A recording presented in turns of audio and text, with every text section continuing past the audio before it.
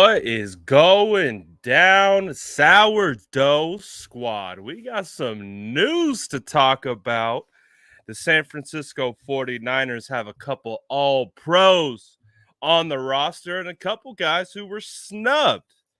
And what we're going to do today is we are going to talk about all that good stuff. Drop an SDS in the chat if you guys are vibing with me because you know the deal. We got some all pros, baby. We got some all pros, okay? I'm really excited about it. Obviously, the man, the myth, the legend. I had to pay my respects today to the GOAT, Trent Williams.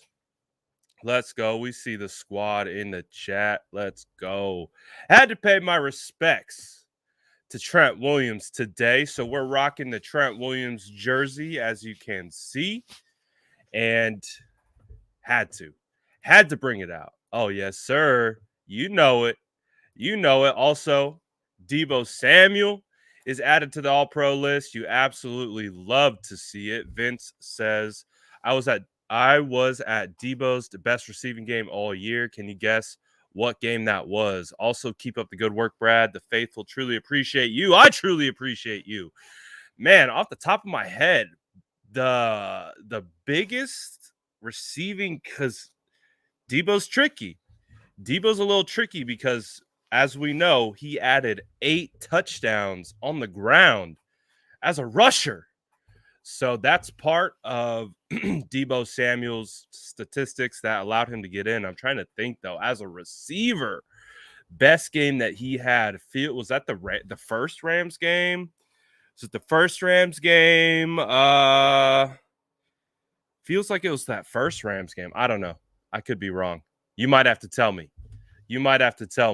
You stumped the truck on that one, Vince. But overall, very enthusiastic today for the news. Obviously, I think both players that got in were extremely deserving. Detroit. Detroit is the correct answer. Dang it. First game of the year. You stumped the truck. Good job. But we are very happy for our boys. Obviously, Deebo Samuel posted to Instagram not too long ago and said all praise to God. But one of my favorite things that he posted about is because Trent Williams and Deebo Samuel have been like a package deal. They were working out together in the offseason. They were, we saw them in the club for Trent's birthday with Lil Wayne and a bunch of other people. And it was these two. And it was interesting to watch these two together in the offseason and then to watch it kind of progress throughout the year. Because as we all know, we've seen all the videos. I posted a couple of them. But the two guys that lead out the San Francisco 49ers are Deebo Samuel and Trent Williams. And Deebo posted to Instagram. He said, Trent Williams, we talked about all this before the season started. We got one more goal, big bro. One more goal. So absolutely love it. Deebo Samuel, Trent Williams were first team all pros today, according to the Associated Press.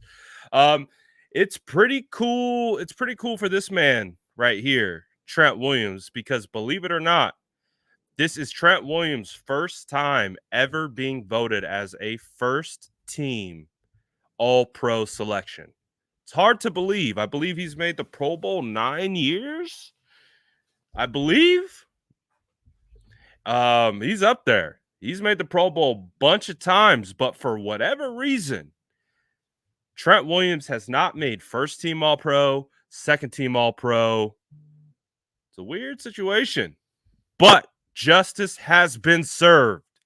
We get Big Trent, his first all pro, obviously rightfully deserved. He was awarded the best overall player by Pro Football Focus recently after he came away with the highest graded year performance in their history of grading. So Trent Williams, absolutely deserving, getting his first nod. Obviously, he has all the Pro Bowls in the world. He is regarded as one of the best in the league, but for whatever reason, took him a while to get in here and get that first team All Pro, and he got it. Good for Big Trent. We are happy for the Silverback that he finally got the award that he has been kind of missing out on. I'm surprised it took him so long to get it. One of the things that's also interesting about it, though, he was not unanimous. He was not unanimous first team, which is, again, a little bit of a head scratcher, because if you have a vote, and you watch football and you watch Trent Williams play for this year, and you watch him play for this entire year, you would know there's no other person like Trent Williams in this league right now. So again, I have heavy O-line bias, but it also shows you, like, a lot of people who are doing this for a living, who these pro writers and things like that, they don't know offensive line play. Like, trust me, I know people who are paid to cover this team that don't know offensive line play. So it's not too far-fetched to think that, hey, a person with a AP All-Pro vote doesn't really pay attention to the offensive line. Shocker. Give me the damn vote. Well, I would have made sure Trent Williams was unanimous. But let's talk about the snub real quick. Let's talk about the guy who got the snub. Before we do that, hit those likes. Smash that like button. Let's get this thing juiced up, because we still got two of the boys into the club. But let's talk about the one that got the Knicks. Oh boy, I cannot believe that this man right here, Nick Bosa, got snubbed.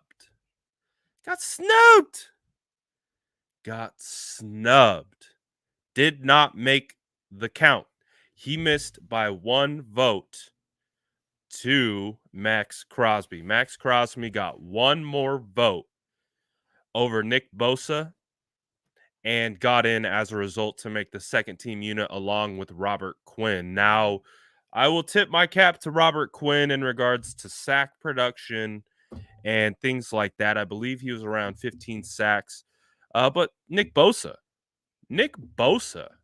has 15 and a half sacks on the year, leads the NFL in tackle for losses, as well as, I think, the most important stat of all, most double-teamed defensive linemen. Nick Bosa. Like, when you talk about importance, which is what the All-Pro award is and should be, is about importance. The Pro Bowl is the popular vote. Pro Bowl is a popularity contest. Who's got the biggest name? Who's got the biggest brand? Those are the guys that are going to get in the Pro Bowl. All-Pro is supposed to be the great equalizer. All-Pro is supposed to be the great equalizer, to be like, the guys who deserve it, they're going to get in based on production, body of work on the field, and that's it. Max Crosby had 8 sacks. Like, I get it. Max Crosby, his claim to fame this year is he led the league in pressures. But, okay, that's cool.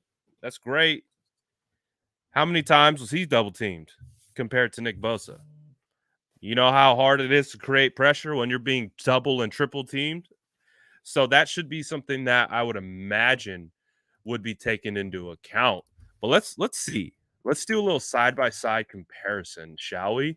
Let's do a little side-by-side stat comparison and just take a look. We're going to compare players. We're going to compare the 2021 year. We're going to compare Max Crosby to Nick Bosa. And let's see what we get. And shout out to Pro Football Reference. They have a really cool tool that allows you to compare players side by side. Let's go compare. You can do it.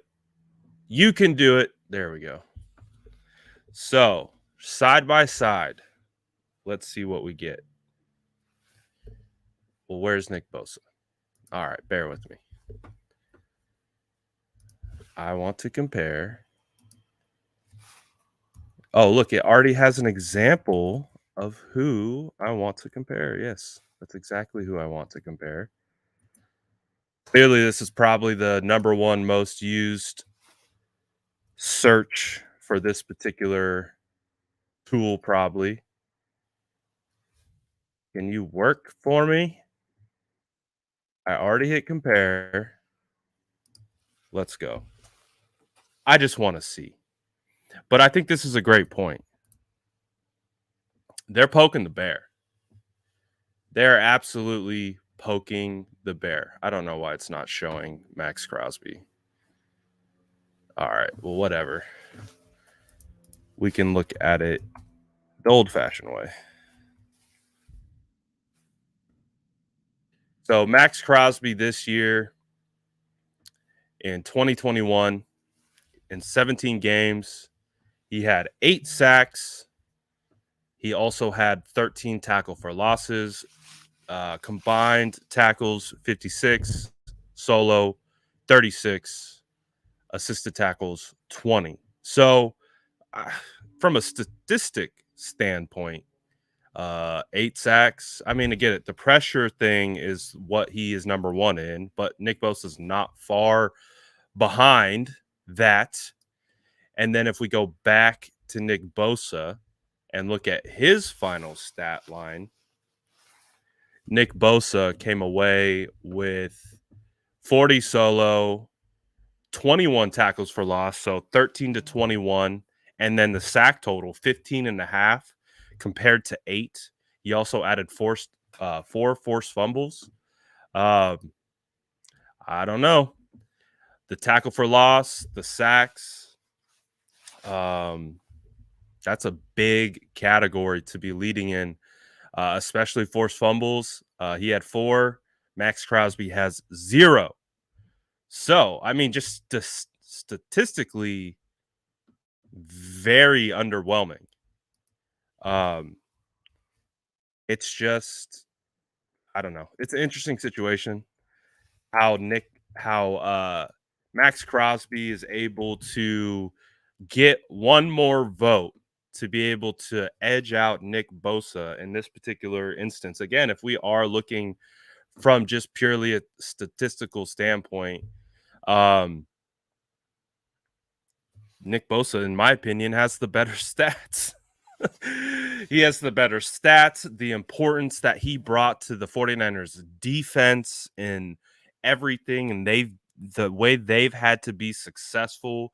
Again, no Javon Kinlaw, no D Ford. Those are 2 starters to the defensive line unit that they anticipated in having. He didn't have those guys. So it's really stupid. Like it's insane that Max Crosby edged out Nick Bosa here. Now, I'll give Crosby his credit in the sense of I think he's a solid player. I think he's good. I think he has a really good motor. I think that's my favorite thing about Max Crosby is his kind of his relenting kind of motor that he plays with. He's just nonstop, constantly going. Um, but honestly, that's great and all. And yes, okay, pressures are cool and all. But man, he did not require the same amount of attention. He did not get the same amount of respect from opposing offenses. Again, go back and watch the Texans. Go back and watch the Titans.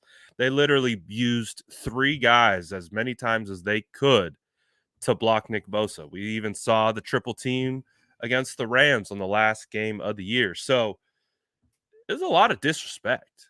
I mean, would you guys agree? I want to see what the chat has to say. Would you guys agree that Nick Bosa was severely disrespected here?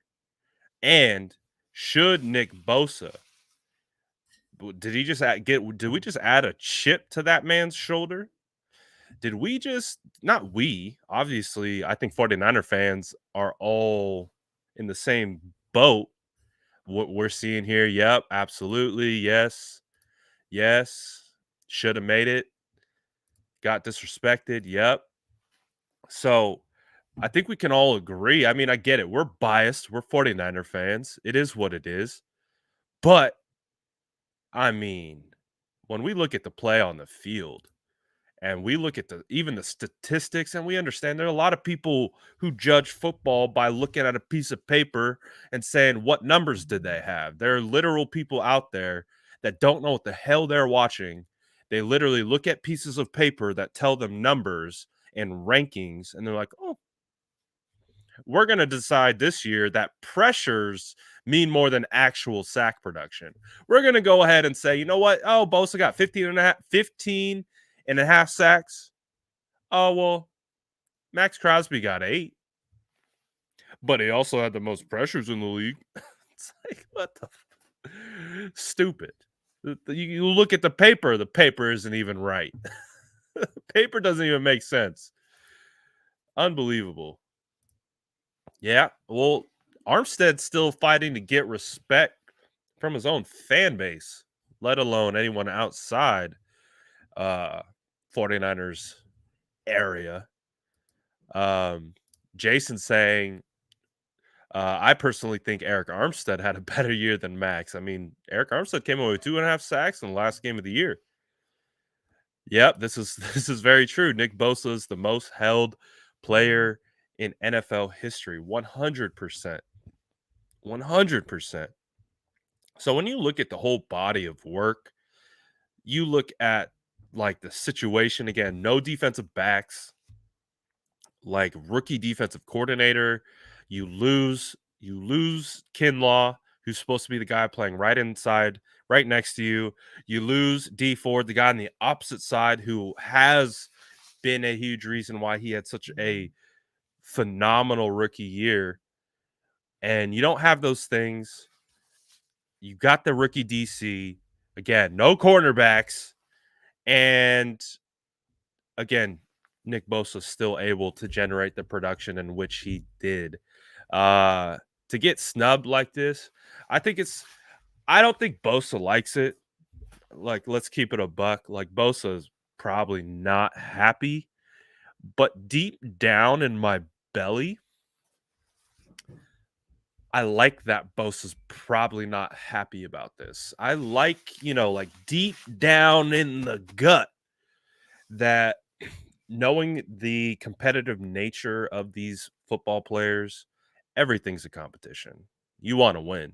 You don't want to get snubbed by Max Crosby. Like Max Crosby is Dollar General freaking Nick Bosa.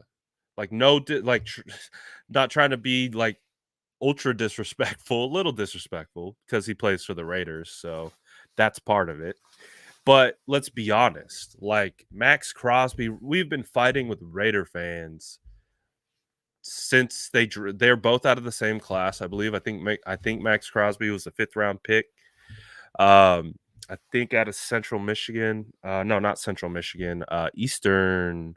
He's from a directional school. So he was a guy that wasn't as highly touted, recruited, drafted as Nick Bosa. It's a shame. But like I said, the flip side is that I hope that this pisses that man off.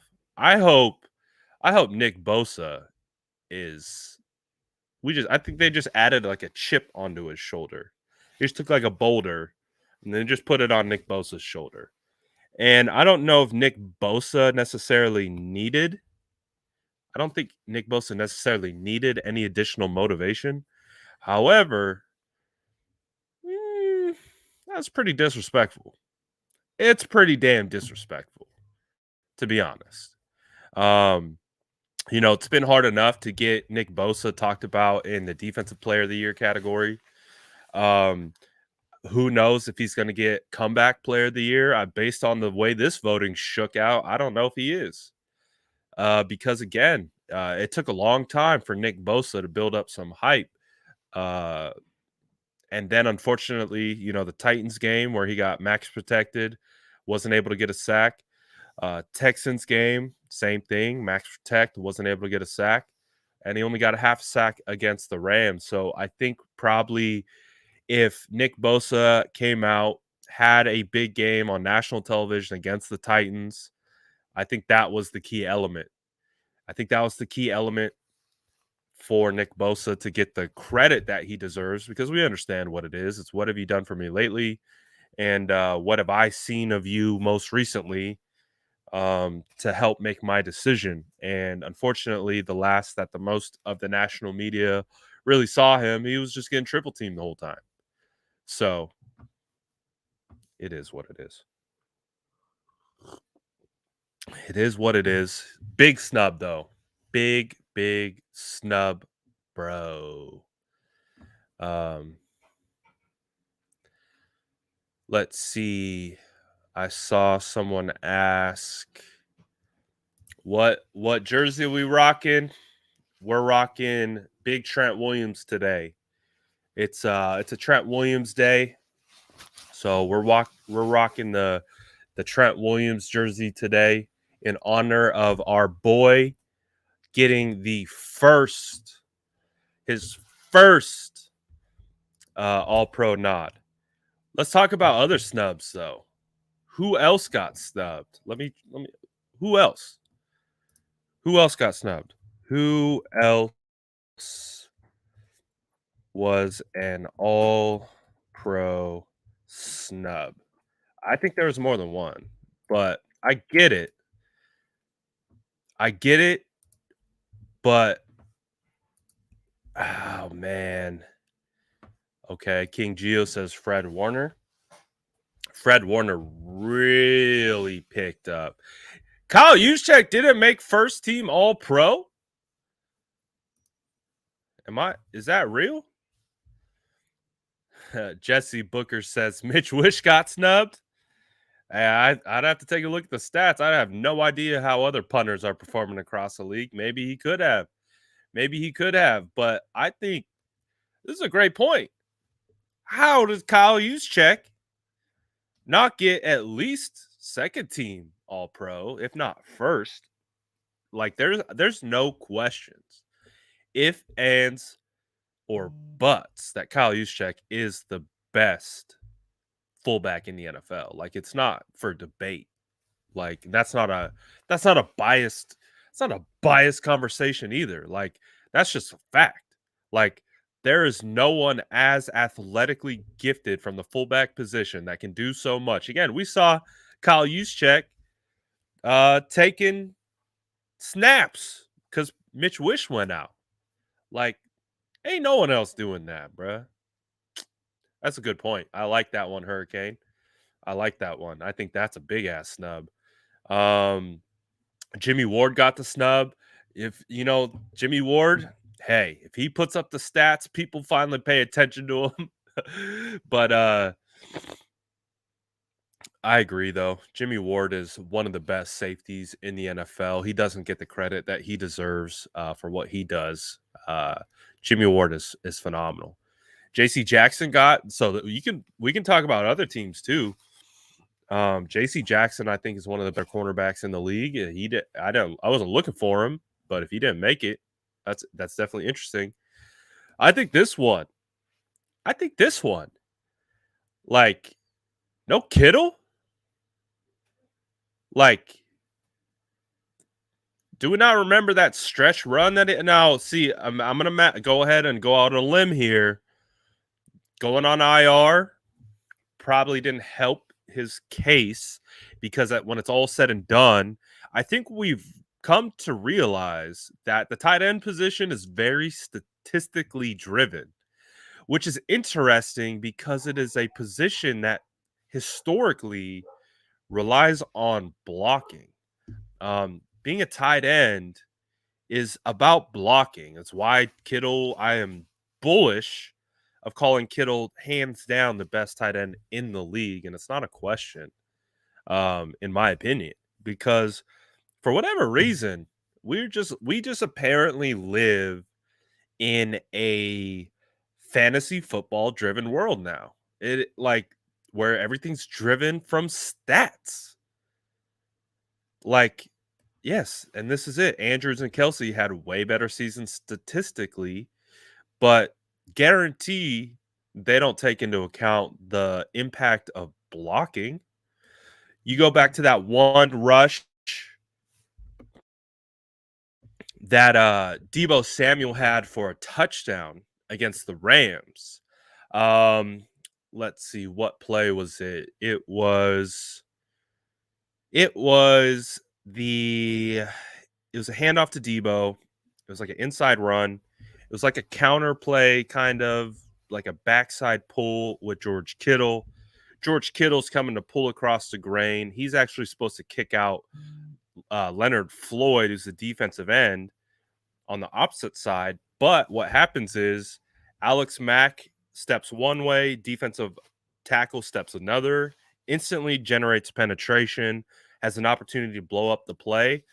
But Kittle decides to pick him up, kick him out, and Deebo runs right off his ass and scores a touchdown, basically because of that massive block that George Kittle picked up that wasn't even his guy. It wasn't his responsibility, but there's instant interior pressure, and he had to make the conscious decision to pick up that guy, and as a result, he picked him up. Deebo runs right off his ass. You get a great block from Juwan Jennings. You get great kick-out blocks from Brunskill and Compton, and there goes Deebo to do the rest. Scores a touchdown, one of his 8 rushing touchdowns that got him his first All-Pro. So you know me. I'm always going to be here to defend George Kittle. I think George Kittle is one of the biggest snubs. Again, he doesn't probably have the pretty stats, that Andrews has. George Kittle's better than Andrews. And I like Andrews. I liked Andrews a lot coming out of Oklahoma. Third round pick. I know exactly who he is, what he is, and I think he's a great tight end. I'm glad that he's getting some shine, but man, it sucks because we saw what Kittle was doing. Kittle's putting up some serious numbers when he came back from IR, but again, that's going to skew it. That's going to skew the overall, like how good of a year they had. Kittle missed, I think, 3 to 4 games with injury. And so as a result, that's 3 to 4 weeks of missed production on the stat line. So that will have an impact when it's time to pull the numbers and you're just looking at stats, and then you decide off of stats who had the most impactful year. So, and I'm not going to pretend like I watched Mark Andrews all year. I didn't watch a bunch of Baltimore Ravens film or anything. But probably if George Kittle was able to crack that 1,000-yard mark, I mean, he was close in 14 games. George Kittle got 71 receptions, 910 yards. So he was 90 away from the century mark or the 1,000-yard mark. He had 6 touchdowns, though. Still pretty solid. 6 touchdowns, a couple rushes here or there. But obviously, one of the things that we talk about George Kittle is just how good he is as a blocker as well. So who else got snubbed? Who else is deserving? I know there's a couple guys out there. Robbie Gould. Did Robbie Gould get snubbed? Maybe.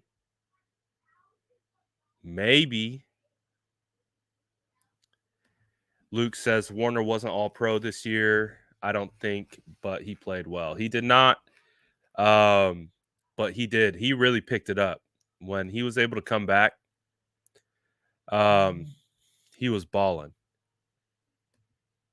Chase, you going to Dallas, my boy? You going to be out there representing for the faithful? I hope so. People absolutely turned blind eyes to fullbacks. They turned blind eyes to offensive linemen, interior defensive linemen. Well, here's some interior defensive lineman love. Jason says DJ Jones has had a phenomenal year on the inside, which he has. Did DJ get the snub? I bet if DJ had a little bit better stats, he would have made a little bit more noise. Obviously, we saw the importance in a lot of big moments that DJ Jones had this year. Um, but stats. It's what it comes down to, right? It's what it comes down to. And this is a good point. He missed 3 games. He very well could have had a stat line like this. We saw what did George Kittle do? I think he put up over 185 yards in 2 consecutive games. Um, something crazy like that where he broke some record, I think, from Shannon Sharp. So even though he didn't have the entire body of work from George Kittle when he played and when guys were out like Deebo Samuel and well, maybe Deebo Samuel wasn't out, but he became the focal point for a couple games there and absolutely balled out. Absolutely balled out. Um, it still bugs me. It still bugs me that Kittle didn't make it. So who else should have made it that potentially didn't get in that should have made it for the San Francisco 49ers? I think Azeez Al-Shaair, if Azeez Al-Shaair didn't get hurt, we could have had a conversation. We could have had a conversation about it. But he did get hurt, and we know what goes on there. Only 50 likes? Only? Come on, family. I know Sourdough Squad could get us to at least 100. At least.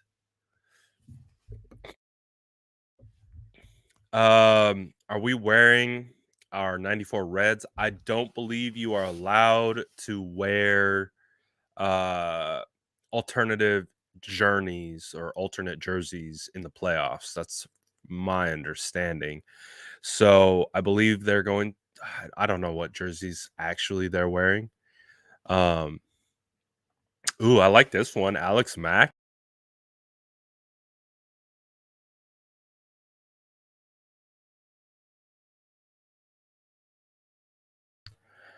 I accidentally kicked myself out the stream. Don't worry about me. I'm back. What you doing? Where you going? I'm back.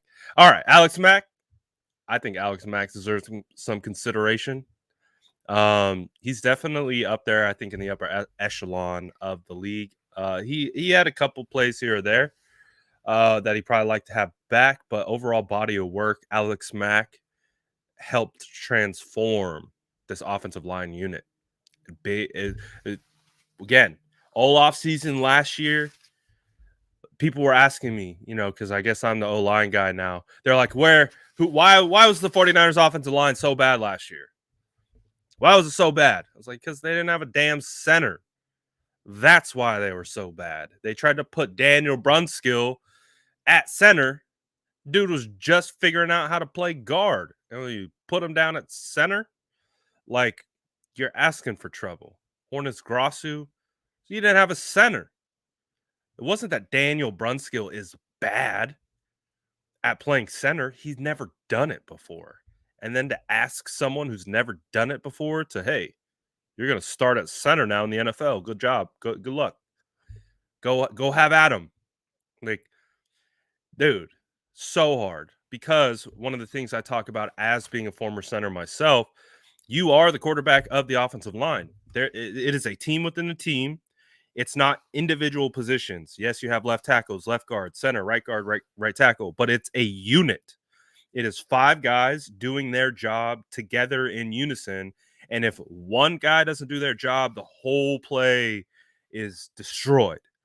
And oftentimes it starts up front with the center being able to put the rest of the unit in the right point of like reference in regards to, all right, we're going to be sliding protection to the right because we see that we're going to have an overload and they're going to run a stunt. We've seen it on tape. We've indicated. So we're going to go this way instead of that way. And that changes things. It changes the way the offensive line executes, performs. And we know Alex Mack, his ability to have that cerebral edge has done so much for the 49ers. Done so much. He deserves so much credit. And we're going to do a whole breakdown of the entire roster, probably position group by position group. Once the offseason's finally here, we'll give our full evaluations of how each individual player did per position group. But yes, Alex Mack totally redeemed himself 100%. Lakin, it's going to be an interesting offseason conversation. Will the 49ers pay Lakin Tomlinson to an extension? They did give him a bonus, which was the equivalent of a total game check. So that was nice. That was really nice. I like that a lot. I got an interesting question for you guys in the chat, and I want to see what your answer will be. Who will be a all pro next year? Ooh, let's see. Who will be an all pro next year? So obviously, 2. I'll take 2. Should have been at least 3, arguably 5 all pros. I think you can make the case that George Kittle, Kyle Juszczyk, there's one more. Kittle, Kyle Juszczyk. There's one more. I don't know why I just blanked. Maybe Fred Warner could have been all pros this year. Who, though? Drop it in the chat. Who is going to be the all pro to surprise the 49ers and us next year? Obviously, this year, Deebo Samuel absolutely just exploded onto the scene with an MVP type caliber year. But who next year will be an all pro? And I think this is going to be a fun conversation to see who you guys think has the ability to take that next jump to that upper echelon of ability. Bosa and Mitchell, I like that. Elijah Mitchell, man. Elijah Mitchell. I feel this. I do. I feel this. I feel this. If the 49ers come back and let's say Mostert doesn't come back and let's say Jeff Wilson doesn't come back and they bring in maybe a free agent third down back, maybe someone they upgrade JaMychal Hasty's role. So JaMychal Hasty has been the kind of de facto third down back.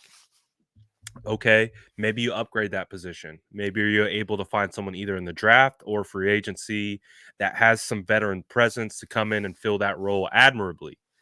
Well, Trey Sermon, we don't know how Trey Sermon's going to develop. However, we do know how Mitchell's developing because we're watching it. We're watching it in real time. And if Elijah Mitchell comes out with the same type of like workload that he's had this year as a rookie, and with the development that he's had, Elijah Mitchell could lead the league in rushing next year.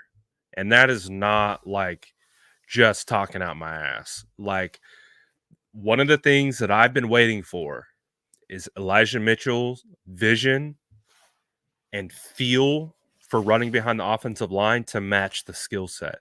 The last 2 weeks in a row, that is exactly what we have seen. We have seen the vision and feel for running behind the offensive line now match his skill set, and that should scare the hell out of the league, especially our division. So Elijah Mitchell has an opportunity to come out next year, if he has a role similar to what he's doing, to lead the league in rushing. And that is no joke. That is no joke. I think so. Jacob and Cap both say Brandon Aiyuk. Brandon Aiyuk, I mean, can we give a freaking shout out to Brandon Aiyuk and just like what Brandon has been able to do this year? Like, we joke about it all the time. We joke about the doghouse. We joke about, like, is it real? Is it not real? It's pretty damn real. And Aiyuk was one of the only ones to make it out. One of the only ones to make it out. We've lost Trent Taylor. We've lost Dante Pettis. We've lost who else did we lose? We lost Richie James. We lost countless wide receivers to the doghouse. Brandon Aiyuk made it out, and I think we are seeing a better player for it. I think there's a certain level of grittiness and toughness that Kyle Shanahan requires of his wide receivers. I've heard lots of stories about this. Yes, Wes Welker is the wide receiver coach, but Kyle Shanahan's a wide receiver coach. As a former wide receiver at Texas, that's his position. Just like I'm an O-line guy. Like, let's say, like, oh, if I happen to be a head coach, the group that I would be my baby would be the O-line group. That's just because that's how it is. So for Kyle Shanahan, his baby, his group, his little sons are the wide receiver room. And they've talked about it on multiple podcasts where you have more of a placeholder at wide receiver coach because Kyle's in the de facto wide receiver coach. So, long story short, Aiyuk made it. He made it, and he's been having a phenomenal second half of the year. So, Brandon Aiyuk, especially too, with All-Pro Deebo showing up next year, All-Pro Deebo could be getting doubled like a maniac. And that could leave Brandon Aiyuk in more one-on-one opportunities. And Brandon Aiyuk in one-on-one opportunities with this man, not Jason, but Trey Lance. They're like, wait, with Jason throwing him the football? No, with Trey Lance throwing him the football, Brandon Aiyuk absolutely has an opportunity to thrive next season. I think the skill set of Trey Lance matches with the aggressiveness and the arm talent of Trey Lance, and in the sense of we saw against the Texans when Jason's like, I be balling, don't count me out, bruh. Like when that one play that I showed to the corner of the end zone where Brandon Aiyuk almost brought it in with one hand. He was getting held. But again, Jimmy Garoppolo doesn't make those throws. He doesn't even attempt them. It's not a thought process. But with Trey Lance, those are thought processes. Those are things that he's trying to accomplish. He sees one-on-one coverage with Brandon Aiyuk on the outside. He wants that. He's going to attack that. Jimmy Garoppolo, we understand that's not his vibe, and that's okay. But come next year, like Brandon Aiyuk has an opportunity to absolutely, we could be talking about him calendar year from now. Brandon Aiyuk, all pro. You never know, because as we've discussed and we've seen, it's about stats. It's about what stats can you put up for me. What stats can you put up for me, right? So, if Brandon Aiyuk outstats Deebo Samuel after Deebo Samuel just turned an all-pro year, again, that's the beauty of having guys on your roster that are considered the best. It's because it makes it a lot easier to compare and contrast for a lot of people. They're like, okay, well, we know Deebo Samuel's one of the best wide receivers in the NFL, first team all-pro. All that good stuff. Well, look at Brandon Aiyuk. He just came out and he put up more production than Deebo Samuel. And then that's how you get that, like, that perception swing a lot easier when there's someone to compare. Ooh, Michael says Ambry Thomas, potential all-pro. That would be a story. Ambry Thomas getting thrust in to be the starter when he wasn't ready, developing, and then 1 year later becomes an all-pro. Whoo! Juwan Jennings. Ooh, that's spicy. What do you guys think? Could Juwan Jennings be an all-pro? He's proven to be Mr. Reliable, that's for sure. Juice better get it.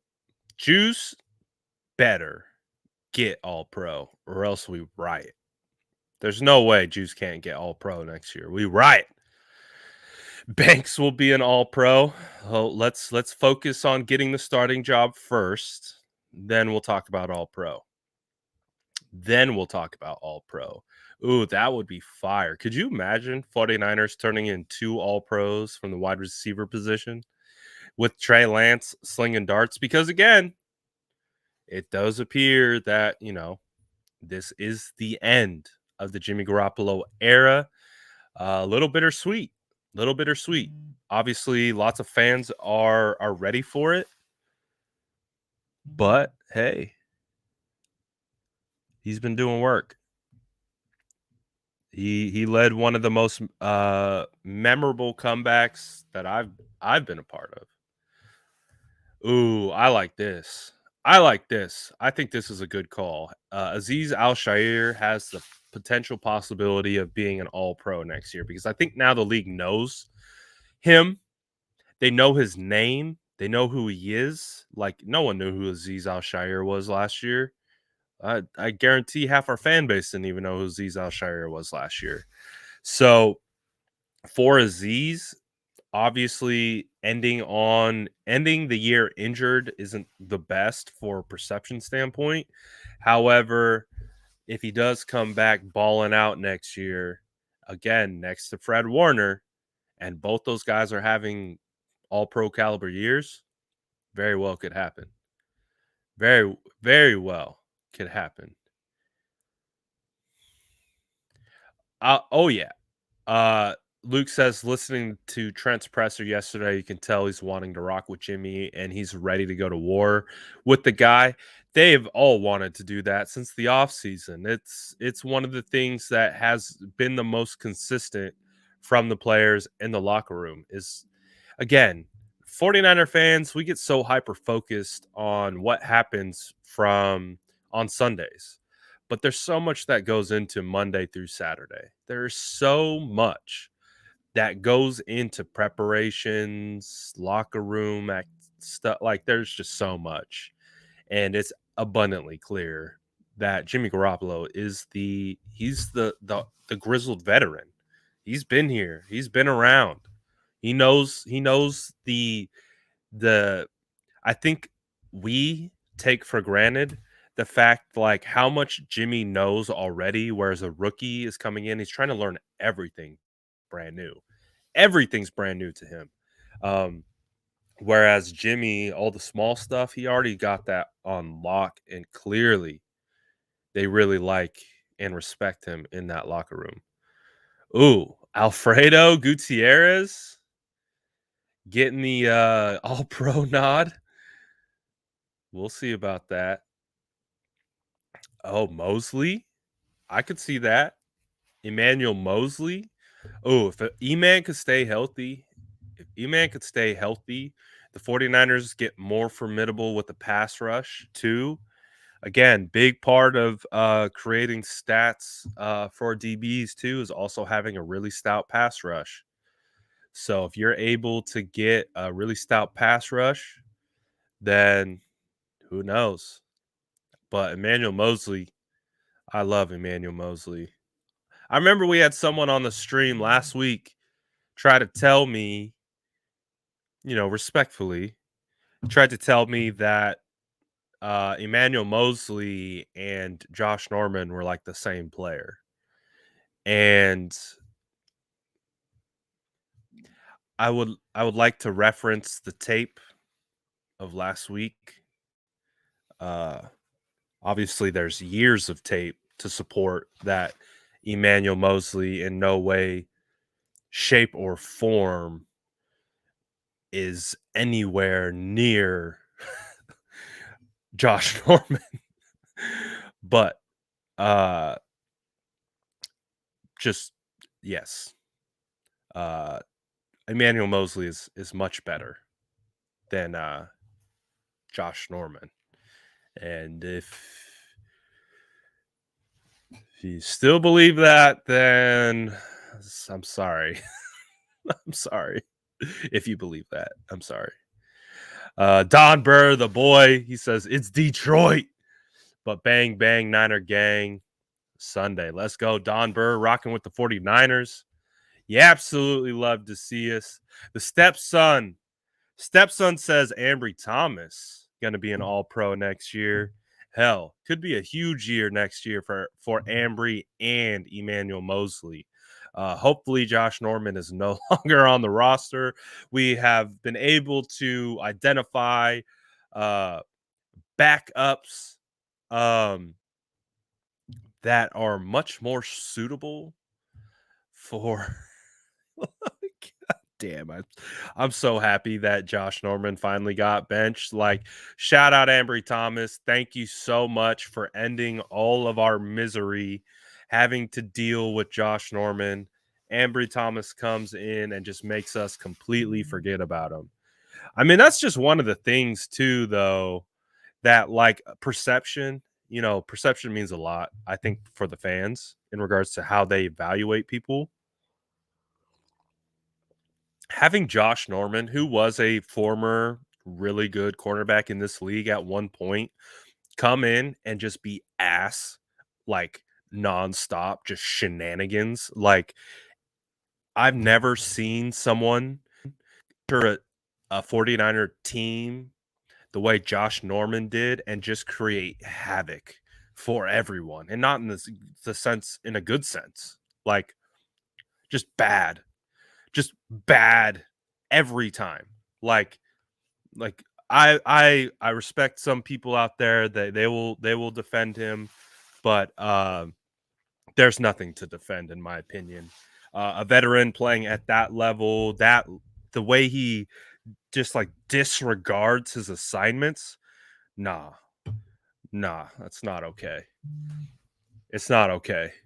But I think that too could help guys like Ambry Thomas. Like, when Josh Norman is so bad, and we're like, all right, well, we're gonna go to a rookie that was not good in training camp or preseason, didn't play in 2020, but hey, let's see what happens. Thank God, Ambry. Thank you, Ambry. Thank you so much. I appreciate you. I do. Josh Norman was ass in every sense of the word. Every sense of the word. From a schematic standpoint and playing his responsibilities, from a technical standpoint and playing technique, from a attitude standpoint, he's just from the outside, from my view looking in. Again, I'm not his teammate. I don't have those conversations with Josh Norman from Monday to Saturday. Then my opinion might be different. That's an instance where my opinion could be different if I knew the guy, but I don't. And all I could see was what was going on the table. Or I'm sorry, on the field. Didn't like it. It's terrible. It's gross. So glad he's not here anymore. Who am I blocking? Chat police.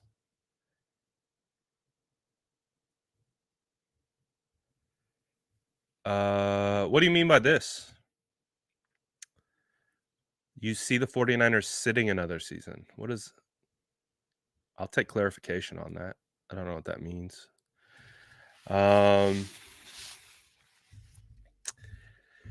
Jesse says, did Deebo make All-Pro as a wide receiver or running back? He made it as a wide receiver. Oh, and all the Justin Jefferson fans, pray for them. Pray for all the Justin Jefferson fans that are very upset that a running back got All-Pro over a legitimate wide receiver. Pray for them. Pray for them, because they're very upset today on the timeline. They're so upset. They're so upset that Deebo Samuel got the All-Pro nod, the first-team All-Pro nod over Justin Jefferson. They're so upset.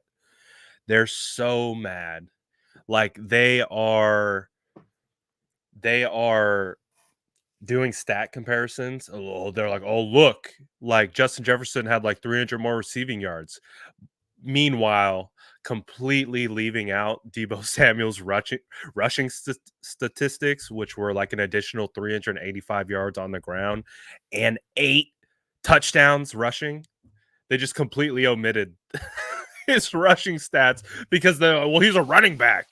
Like, oh man, I'm dropping a tear for all you Justin Jefferson fans right now. Probably just like they're dropping a tear for Nick Bosa or Crosby getting in over Nick Bosa, but at least with Deebo Samuel, we can make the legitimate argument.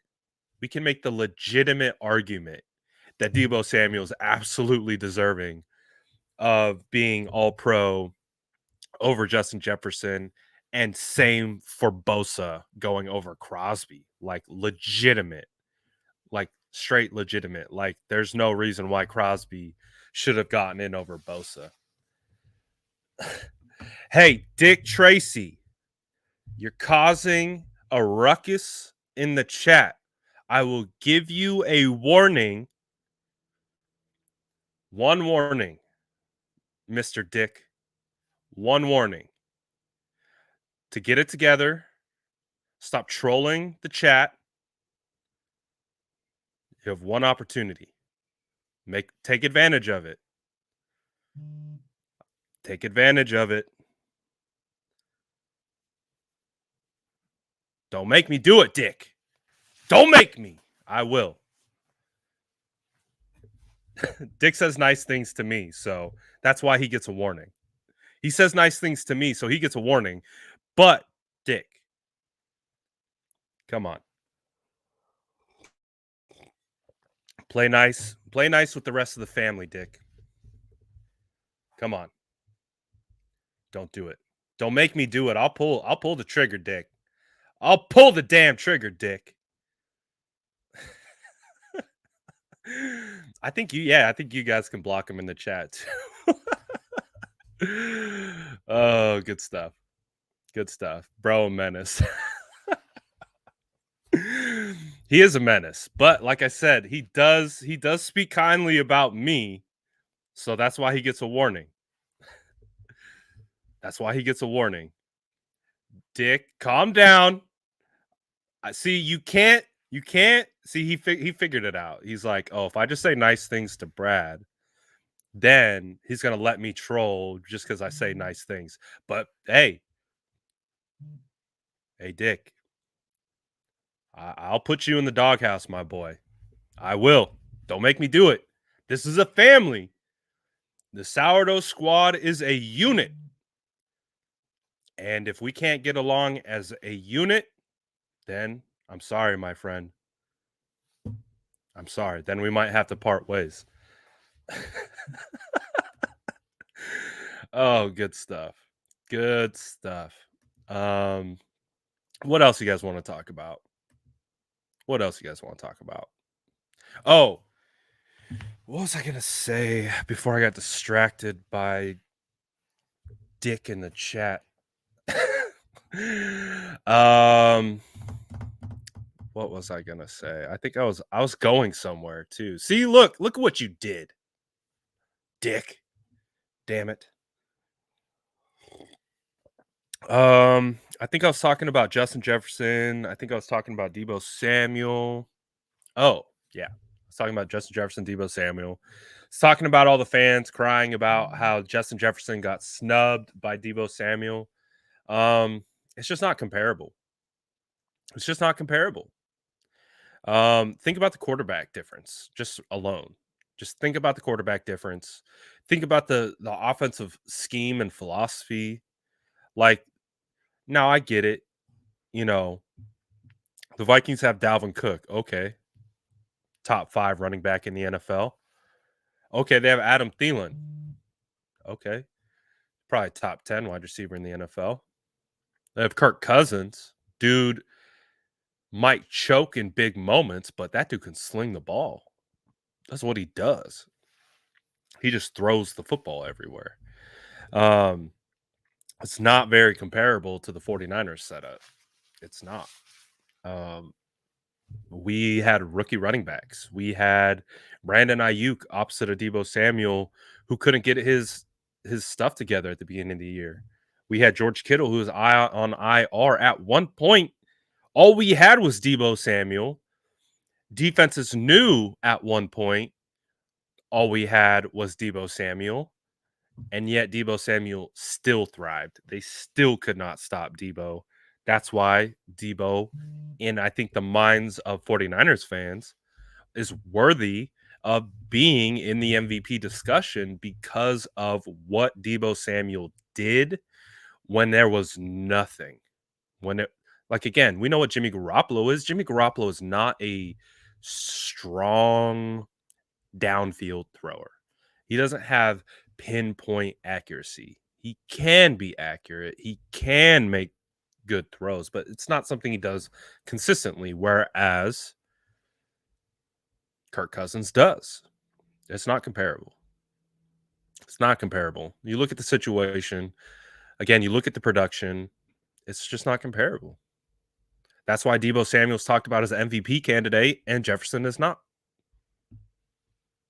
And I love Justin Jefferson. Justin Jefferson is a draft son of mine. I hold him in the highest of regards. I hold him in the same regard as Deebo. But I also understand. I also understand the importance that Deebo brings to this team, especially when guys like George Kittle, jersey hanging up over there, was out. It's tough, man. Deebo got it done. Oh, happy birthday to the Luke. Luke's birthday is on Sunday. I hope we get this win. I hope so too. Our tried and true rival, the Cow Ladies. I don't know why that struck me so much. Cow Ladies. I always hear cowgirls, but for whatever reason, Cow Ladies struck me. That's a good one. I don't know why. I feel like I always hear cowgirls. Never hear Cow Ladies, though. I like that, though. Justin says, Brad, did you ever get a chance to check out the Greek freak George Karlaftis? I have not checked him out yet, but I do. Oh, is that why?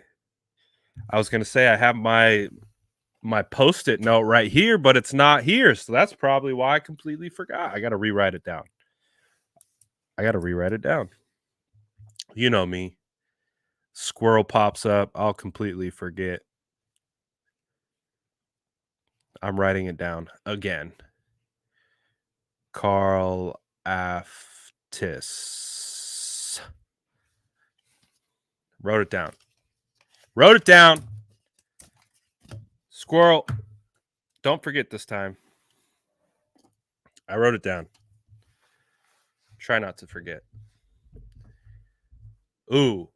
Soon, what we're going to be doing, though, this off season, which I'm going to be pretty excited about, is we're going to be doing this kind of a situation where I'll be like, hey, drop a prospect in the chat.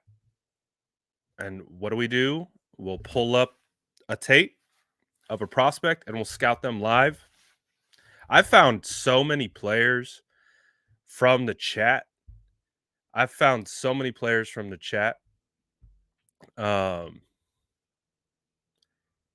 Just from people being like, hey, you need to check this guy out. I'm like, all right. I'm like, oh, you weren't lying. He's really nice. So Justin could have two winners so far that he's sent my way. We're going to find out, though. We're going to find out. Yes. And make sure the chat wish Luke a happy birthday from the Sourdough Squad. Wish our guy a happy birthday. We see you, Luke. I've looked at a couple, but again, I am 100% locked in to this year. I'm 100% locked into the San Francisco 49ers right now.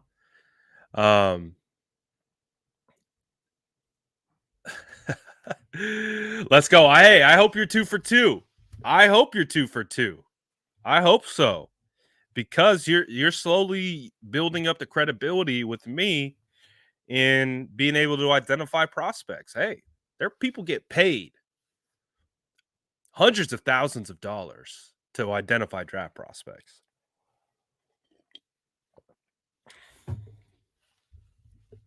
Yes, sir. Look at the chat. Let's go. Let's go. Chat full of GMs. Bang. Hey, that's our goal. That's once draft season comes around, not only are we going to be looking for prospects, but this is going to be collaborative effort. If you've never scouted before, I'm going to be telling you how I scout, why I do and think the way I think, how I identify prospects so you can identify prospects, because draft season is hella fun, and that's the best part.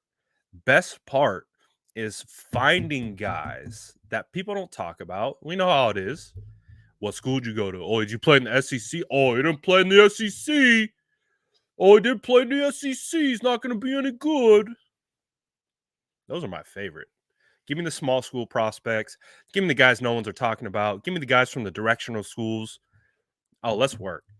That's how we do it. That's how we do it. Oh, and smoke season's coming up around the corner. Whoo! This year, I don't think smoke season like really ever ended. Like I think we could put a bow on it now.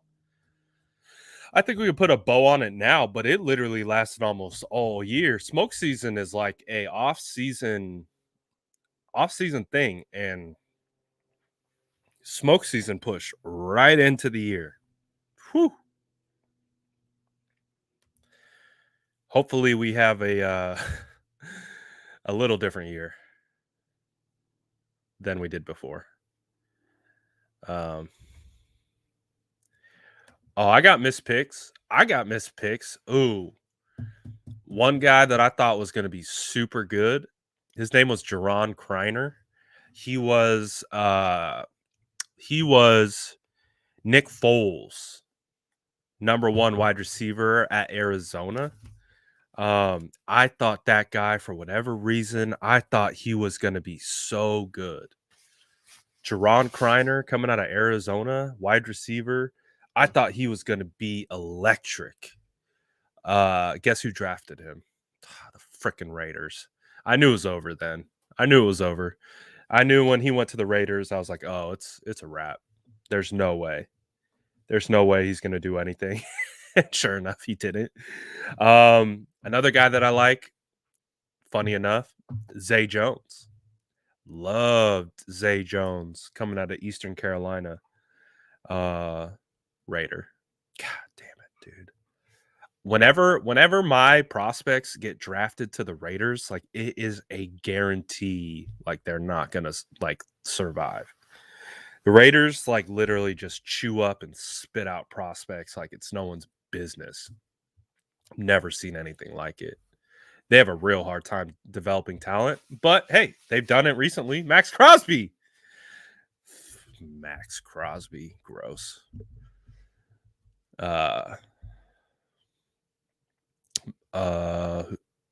Let's see. What else you guys got for me?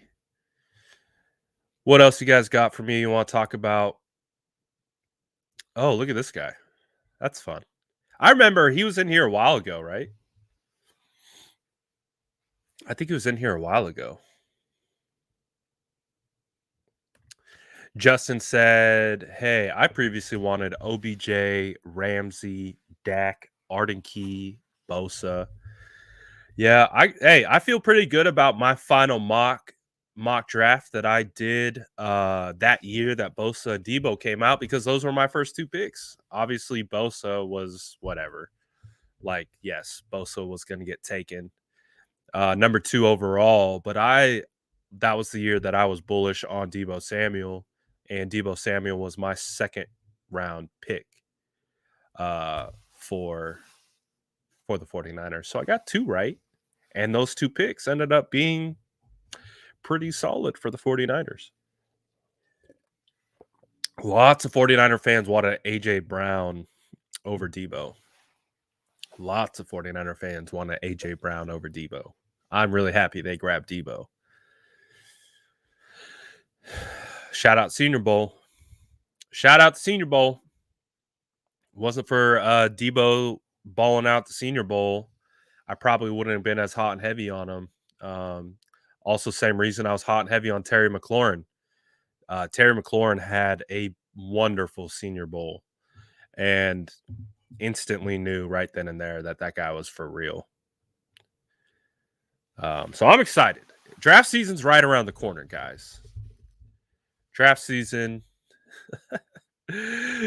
Shout out the NFC West champs. Who are they? Was it the Rams or it was the Rams? They clinched with a loss to the 49ers, right?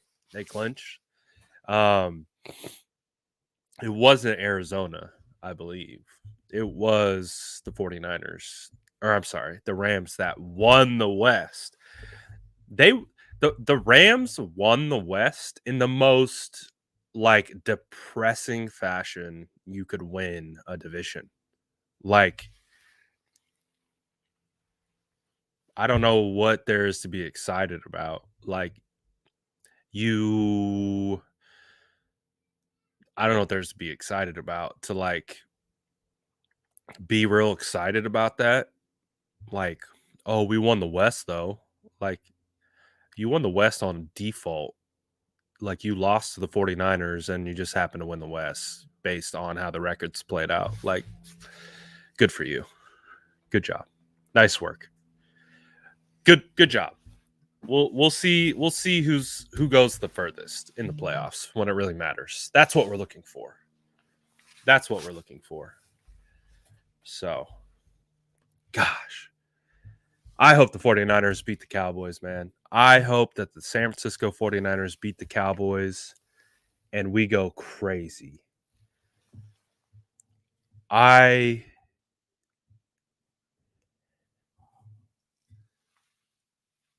What's this? Oh, interesting. Oh, the NFL. I'm going to pull it up. I'm going to pull this up. The NFL just posted an entire thread about the San Francisco 49ers. They just posted an entire thread about the San Francisco 49ers. I'm going to pull it up. Let's look at it together. This is interesting.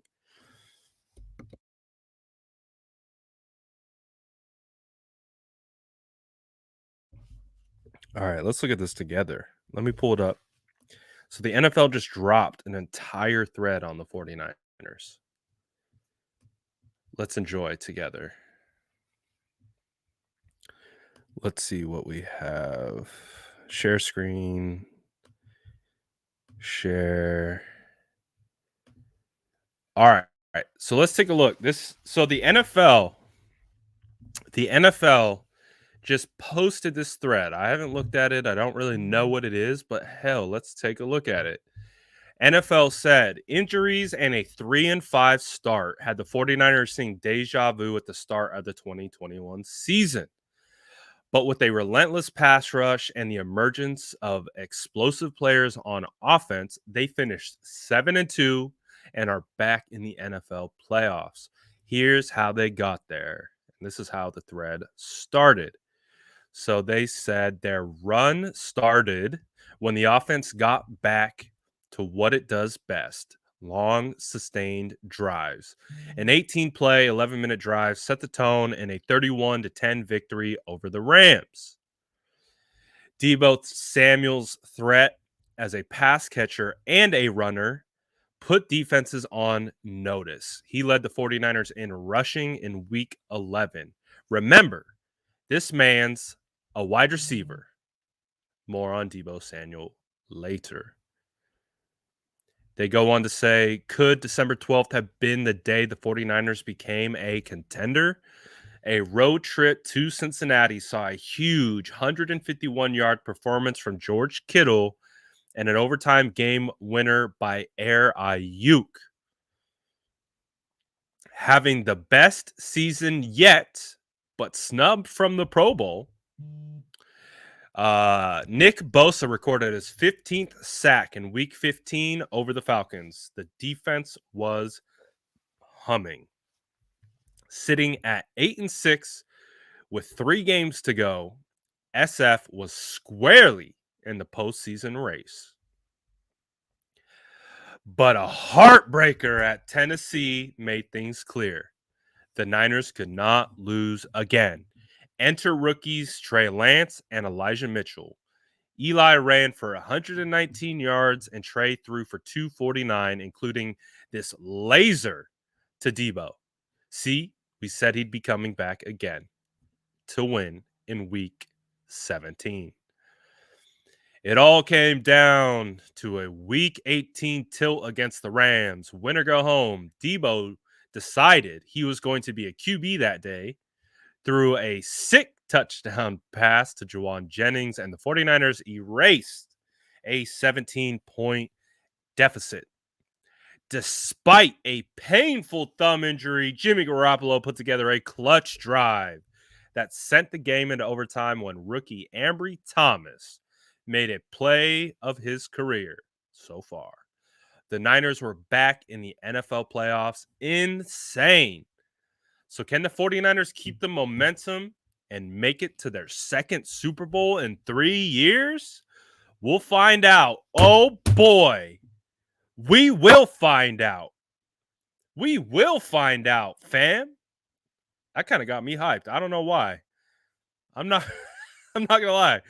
That kind of got me hyped. And I will tell you why it got me hyped. That last sentence. Can the 49ers keep the momentum to make their second Super Bowl in 3 years? Whoo! Could you? Oh, man.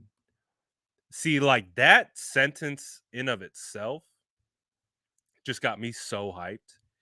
Can the 49ers make it to their second Super Bowl in 3 years?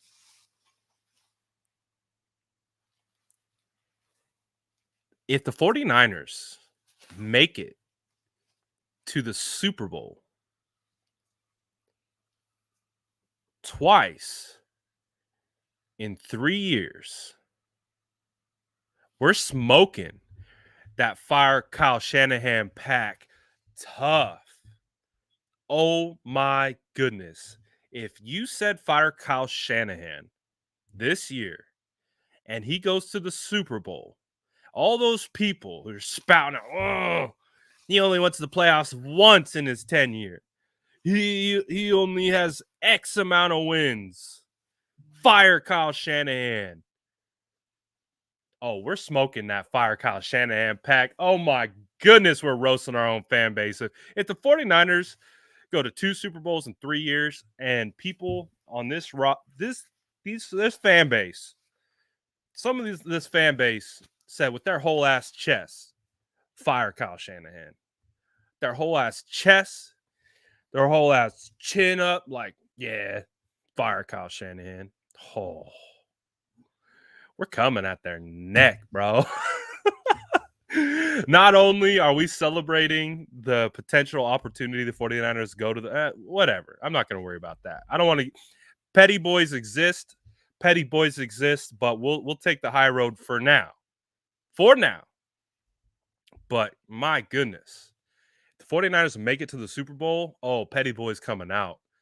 If they win the Super Bowl, oh my goodness, petty boys are coming out. We're pulling every fire Kyle Shanahan receipt in existence. We'll do an entire episode of just roasting people who said to fire Kyle Shanahan.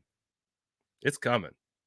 So there's a lot at stake. If the 49ers can actually do the unthinkable, whoo! I hope so. God, I hope so. That would be the best. That would be the best. Because I'll keep it 100 with you. I had people on Instagram, like people that like I mess with, like that have been following the page for years, like be like, Brad, why won't you say that Kyle needs to be fired? I'm like, because he doesn't. It's like, what? Like, oh my God. Notice how any single person who said fire Kyle Shanahan had no real plan in place. Like, okay, you're gonna fire Kyle Shanahan, and you're gonna fire John Lynch. Okay, who's saving us? Me? They're gonna hire me. Who else? Who are they gonna hire? Who's gonna come here? Who's going to come take over for a roster that these people that just got hired had no part in building? Who's going to come over and take over for Trey Lance, who's not ready enough to start? And a GM's just going to walk into this place and be like, yeah, give me that quarterback that I didn't pick with all these first-round picks that I didn't trade and this roster that I didn't build and only 33 people under contract going into 2022. Yeah, it seems like a good plan after there's fired a coach and a GM fresh off 6-year contract extensions. No one would have come through here. We would have had David Coley. The 49ers, if the 49ers ended up firing and that actually happened, oh yeah, have fun with David Coley running your organization. Like, that's the type of coach that would come in and replace Kyle Shanahan. It's the dumbest concept to ever exist amongst this fan base, but that's for another day. That is for another day. But I'm just happy. We're not going to focus on the pettiness. We're going to focus on the positivity, which is the 49ers have an opportunity right now to do some damage. And if they get into guys, we're going to take it one game at a time. Super Bowl sounds great. Sounds awesome. It's a dream. Oh, I said this too. And I feel like I'll do this.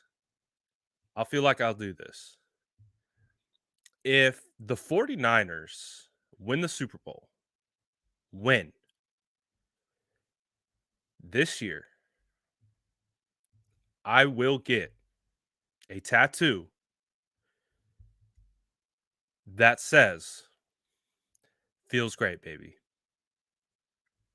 I'll do it. Like, I'll do it. If the 49ers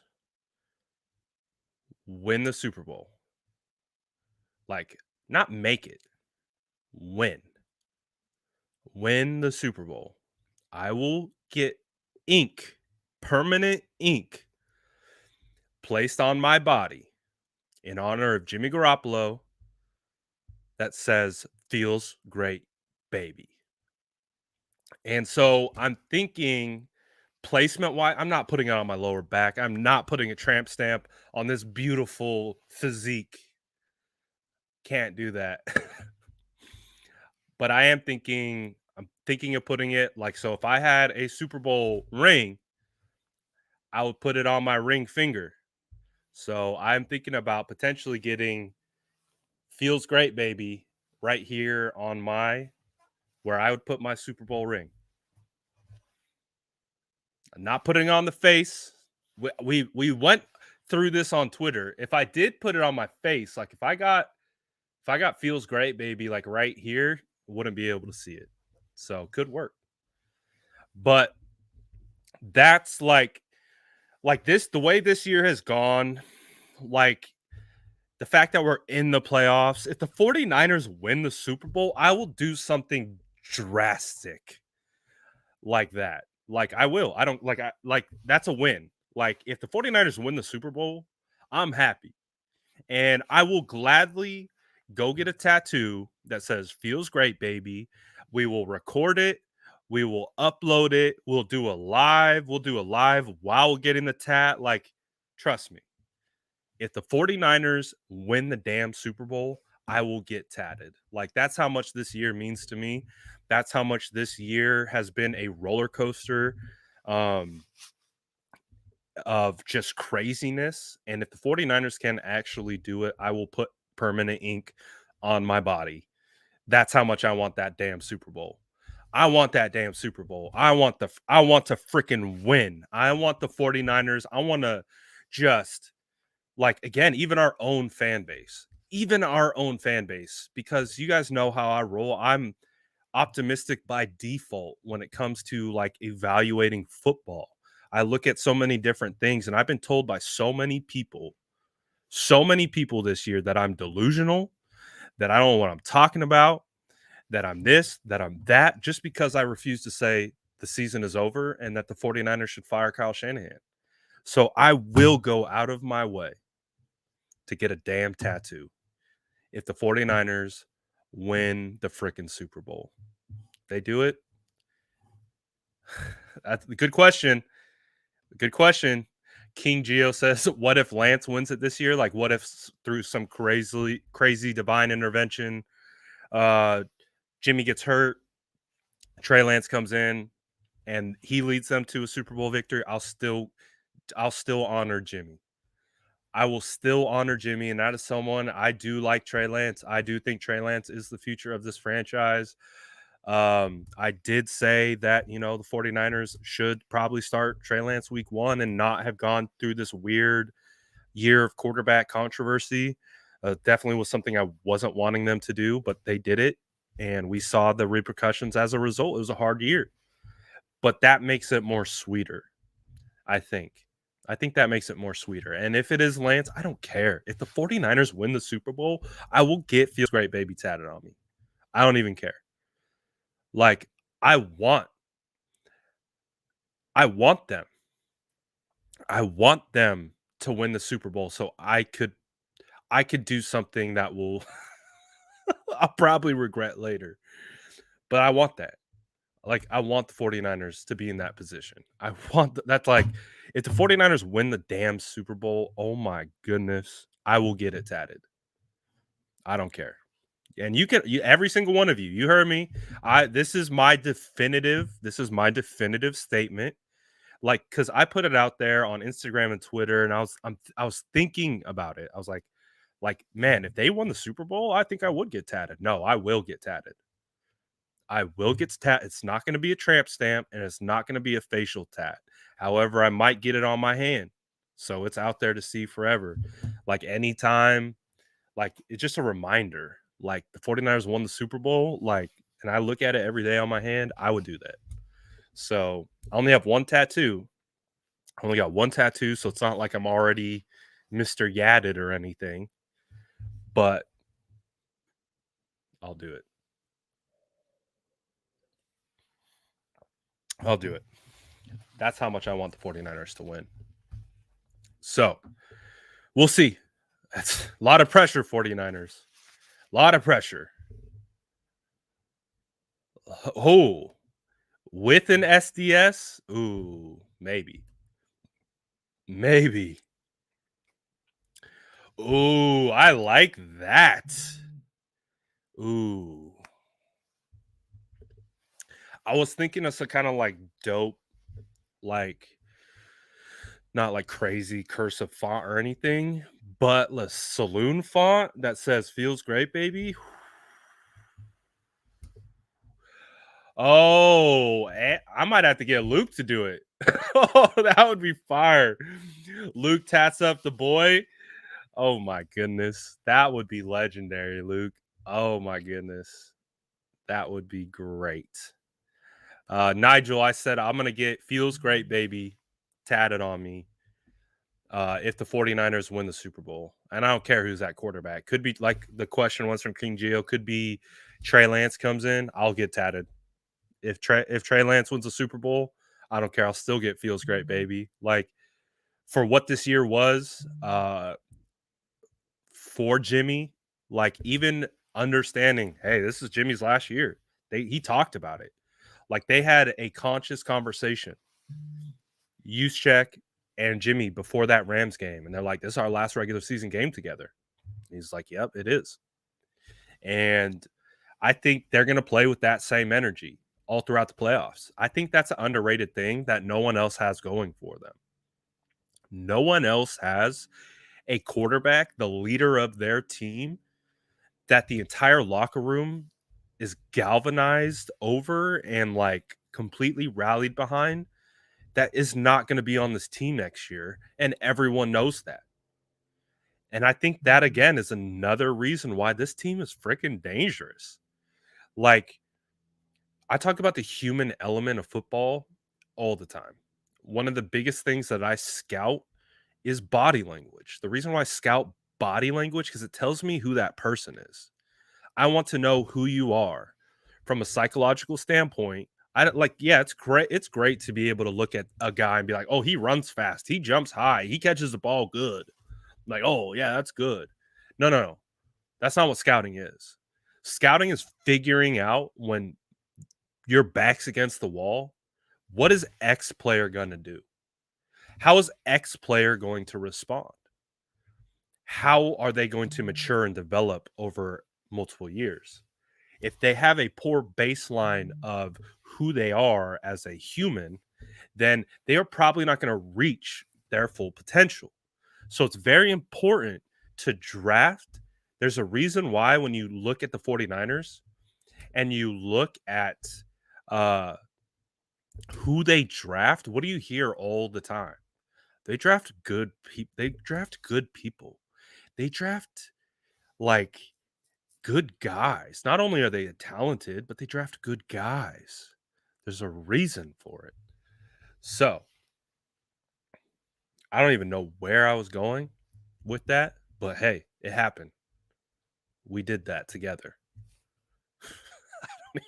I think there was a point, but completely squirreled that one at the end. Uh yes. Yes, Luke. If this happens, it would only be right for you to do it. It really would. Especially too, like doing a live while getting the tat. I mean, I think we have to. Kelts said last time we won the Super Bowl, we had that 75th NFL patch. Yes, we did. 27 years later, we wear the team 75th patch. Super Bowl 6 coming back to the Bay. Bro, there's a lot of, again, we talked about it this week, how this week was the 40th anniversary of the catch. One of the probably the most important plays in 49ers franchise history. 40 years to the week against the Cowboys. And we have the Cowboys this week. Like, there's a lot of weird, like, I love this. I love when this, like, it's almost like we start getting like pulling out astrology and like it's just crazy stuff. The stars are aligning. I like that stuff. I do. So I agree. I agree, Celts. I like the way everything is aligning up. The patch is one of them. 49ers won it in 94. Um, and we got the Cowboys. We have to go through the Cowboys on our way to the Super Bowl. And I like that. I like that we have to go through the Cowboys. Let's go. We see you, Chris. Residency gang in the building. We see you. Let's go, boy. We see you. Yes, we are living in a simulation.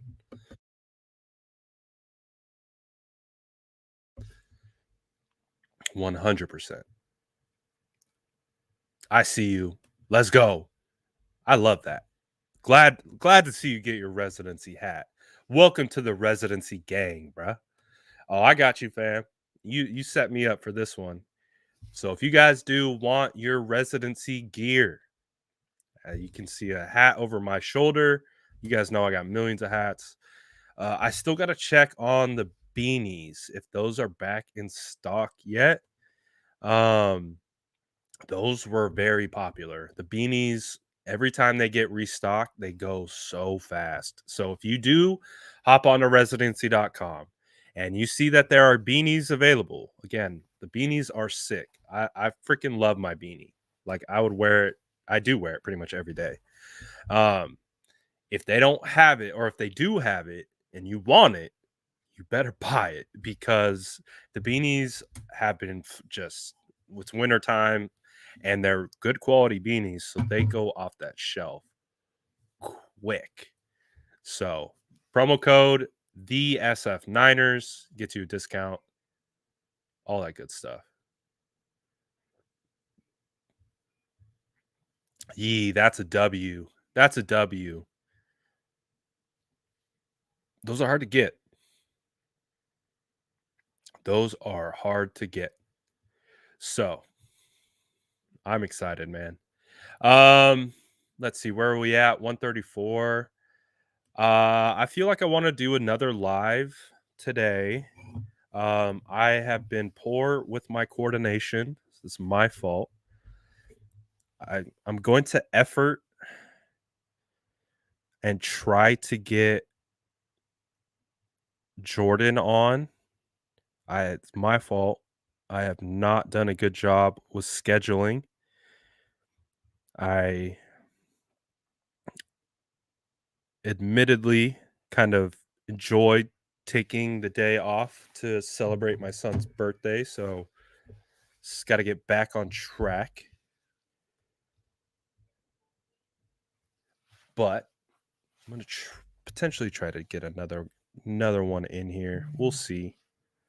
But I do. What's today? Friday. I do want to do a heavy. Ooh, I like your profile picture.